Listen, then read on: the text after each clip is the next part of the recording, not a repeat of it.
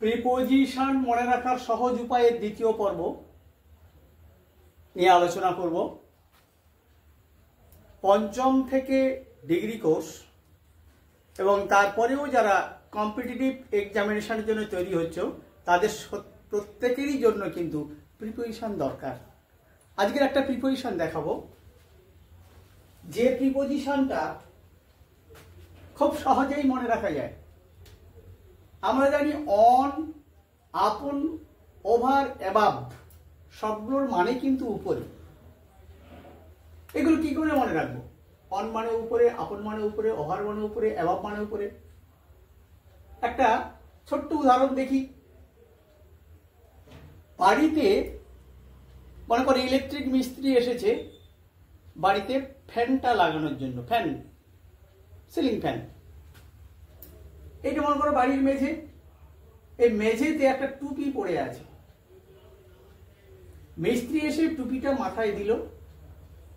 এবারে মেঝেতে যে টেবিলটা ছিল সেই টেবিলের উপরে দাঁড়ালো, দাঁড়িয়ে এবারে এই সিলিং ফ্যানটা রেডি করলো ছাদের তলায়।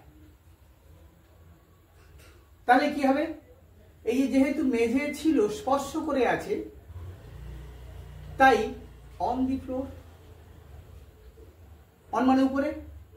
এবারে মিস্ত্রি কি করলো? টুপিটা নিয়ে মাথায় দিল, অন দি হেড। এবারে টেবিলটার উপরে দাঁড়ালো, অন দি টেবিল। এবারে এই মিস্ত্রি কি করছে? তাহলে অন এতগুলো হলো, on the table, had on the had, on the head,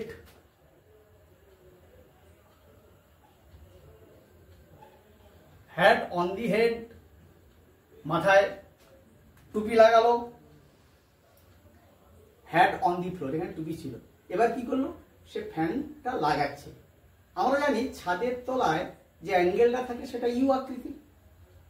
তাহলে এইখানে যেহেতু ফ্যানটা লাগাচ্ছে, তাহলে এইখান থেকে তো ফ্যানটা লাগাবে, যেহেতু এটা ইউ আকৃতি, তাহলে আপন দি ফ্যান। আমরা যখন গতিশীল অবস্থায় না থাকি, আমরা ফ্যানের তলায় বসেছিলাম, কিন্তু ফ্যানটা তখন গতিশীল অবস্থায় ছিল না। মনে রাখতে হবে, বাড়ির ছাদটা যেহেতু গতিশীল নয়, বাড়ির ছাদ কি গতিশীল? নিশ্চয়ই গতিশীল নয়।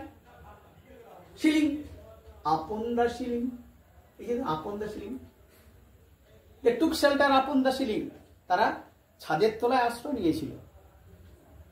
তাহলে এখানে আপন দা সিলিং কিভাবে আমরা রাখবো? এই দেখো, ছাদের সঙ্গে এই সিলিং এর সঙ্গে অ্যাঙ্গেল যোগ করা আছে, এখান থেকে আমাদের ফ্যান ঝোলে, এই যে ইউ আকৃতি, এখান থেকে ফ্যান ঝোলে, তাহলে আপন দি ফ্যান, আপন দি সিলিং। তাহলে বলেছে ছাদ থেকে পাখা ঝোলানোর জন্য যে অ্যাঙ্গেল লাগে তা থাকে ইউ আকৃতির মতো দেখতে, তাই আপন মনে রাখা সহজ। আপনের ইউ আর এইটার ইউ, এই যে ইউর মতো। তাহলে পাঁচটা গেল। এবারে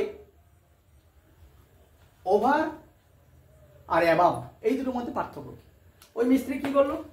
ওই মিস্ত্রি বাড়ির বাইরে গেল, বাড়ির বাইরে গিয়ে দেখলো তার মাথার উপর থেকে একটা পাখি উড়ে যাচ্ছে।